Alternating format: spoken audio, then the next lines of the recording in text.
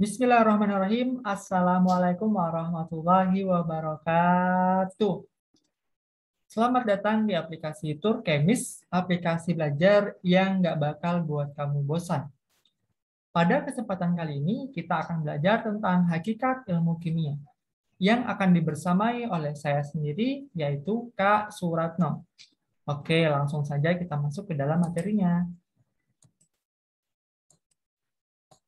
Apa yang ada di dalam pikiran kalian ketika mendengar kata kimia? Apakah suatu zat yang berbahaya atau larutan yang beracun?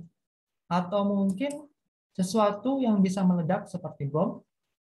Nah, ternyata tanpa kita sadari, ilmu kimia tidak terlepas dalam kehidupan kita sehari-hari loh. Misalnya, kamu minum susu ketika sarapan dan menggunakan sabun saat kalian mandi. Bahkan, udara yang kita hirup dan air yang kita minum pun merupakan zat kimia loh. Jadi, kimia itu sangat erat dalam kehidupan sehari-hari kita. Nah, untuk memperjelas, marilah kita masuk ke dalam pengertian ilmu kimia. Kimia berasal dari bahasa Arab, asal kata dari kimia yang artinya perubahan benda atau zat.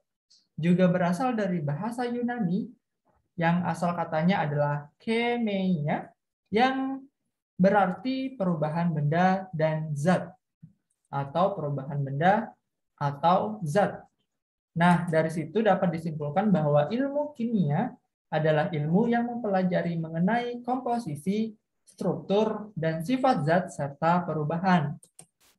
Nah, adapun di dalam kimia itu yang berbentuk materi.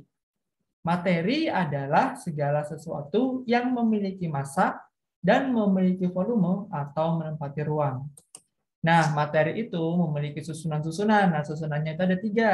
Yang pertama, ada unsur, di mana unsur itu terdiri dari satu jenis atom saja. Saya ulangi, unsur itu terdiri dari satu jenis atom saja. Contohnya apa? Contohnya adalah hidrogen. Nah, hidrogen hanya terdiri dari satu jenis atom saja, yaitu atom hidrogen. Makanya hidrogen dikatakan juga sebagai unsur. Contoh lainnya adalah natrium, oksigen, dan juga Fe. Nah, susunan yang kedua adalah senyawa. Senyawa itu terbentuk dari beberapa unsur. Nah, kalau tadi unsur itu terdiri dari satu jenis atom saja. Dan senyawa terbentuk dari beberapa unsur. Nah, contohnya apa? Contohnya adalah H2O. H2O terbentuk dari unsur H, hidrogen, dan juga O, oksigen. Contoh lainnya adalah CO2 dan juga NaCl. Nah, susunan yang ketiga adalah campuran. Nah, campuran itu adalah gabungan antara dua zat atau lebih di mana sifat penyusunnya tidak berubah. Contohnya apa? Contohnya adalah air, gula, dan juga susu. Oke, lanjut ke dalam struktur materi. Struktur materi menjelaskan tentang ikatan yang terjadi antar atom sampai terbentuk molekul unsur, molekul senyawa, atau ion. Nah, molekul unsur memiliki contoh-contoh seperti O2, H2, dan juga N2. O2, H2, dan N2 dikatakan molekul unsur karena mereka berikatan dengan unsur yang sama. Misalkan O berikatan dengan O, makanya dia disebut O2 karena O berikatan dengan O, sama dengan H2. H berikatan juga dengan H. Jadi kesimpulannya untuk molekul unsur itu merupakan molekul atau unsur yang berikatan dengan dirinya sendiri, yaitu O2, H2, N2. Nah, untuk contoh dari molekul senyawa, yaitu H2O, CO2, dan NaCl. Kita ingat tadi bahwa senyawa terdiri dari atau terbentuk dari beberapa atau dua molekul unsur. Misalkan terbentuk dari unsur H dan O membentuk H2O. Kita lanjut ke contoh ion. Ion contohnya adalah Na+, H+, dan juga Cl-. Kita bisa lihat dengan gampang contoh ion ini. Jika sebuah unsur terdapat tanda plus atau minusnya, maka itu merupakan sebuah ion. Misalkan Na+, nah kita bisa lihat plusnya, kemudian H+, dan juga Cl-. Kita lanjut ke dalam sifat materi. Sifat materi yang dimaksud di sini seperti mudah terbakar. Jadi misalkan contoh dari sebuah materi yang mudah terbakar. Berarti materi tersebut tidak dapat selalu didekatkan dengan sebuah api. Yang mana ketika materi tersebut berdekatan dengan api, maka materi tersebut akan mudah terbakar. Selanjutnya, mudah mengalami korosi. Dan yang terakhir, mudah bereaksi. Dan masih banyak lagi sifat-sifat materi lainnya. Kita lanjut, perubahan materi. Nah, perubahan materi ada dua. Yang pertama adalah perubahan fisik, di mana perubahan fisik ini merupakan perubahan yang tidak menghasilkan zat baru. Saya ulangi, perubahan fisik merupakan perubahan yang tidak menghasilkan zat baru. Contohnya adalah lilin yang dibakar.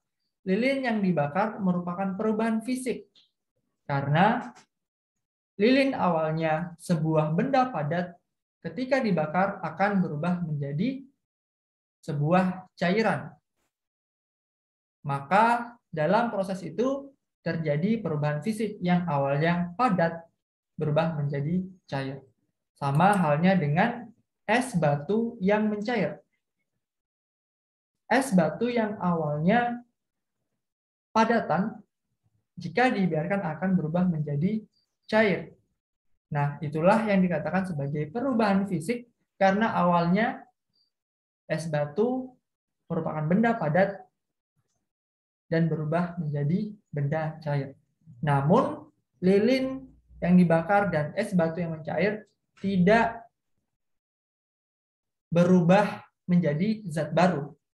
Mereka hanya berubah bentuk atau berubah fisik, namun kandungan dan strukturnya masih sama, bahan dasarnya masih sama, hanya bentuknya saja yang berbeda. Sedangkan perubahan kimia merupakan perubahan yang menghasilkan zat baru akibat adanya reaksi kimia. Saya ulangi, perubahan kimia merupakan perubahan yang menghasilkan zat baru akibat adanya reaksi kimia. Contohnya seperti apa? Contohnya kayu yang dibakar. Kayu yang dibakar merupakan perubahan kimia karena di dalamnya ada reaksi kimia dan menghasilkan zat baru. Kayu yang awalnya berupa padatan, ketika dibakar akan menjadi abu, di mana susunan materi yang ada di kayu sangat berbeda dengan susunan materi yang ada di abu. Contoh lainnya adalah nasi yang basi. Nasi yang basi dengan nasi yang belum basi memiliki kandungan yang berbeda. Maka dari itu, nasi yang basi dikatakan sebagai perubahan kimia karena nasi yang berubah menjadi nasi basi akan menghasilkan zat-zat baru. Contoh ketiga adalah besi yang berkarat. Oke,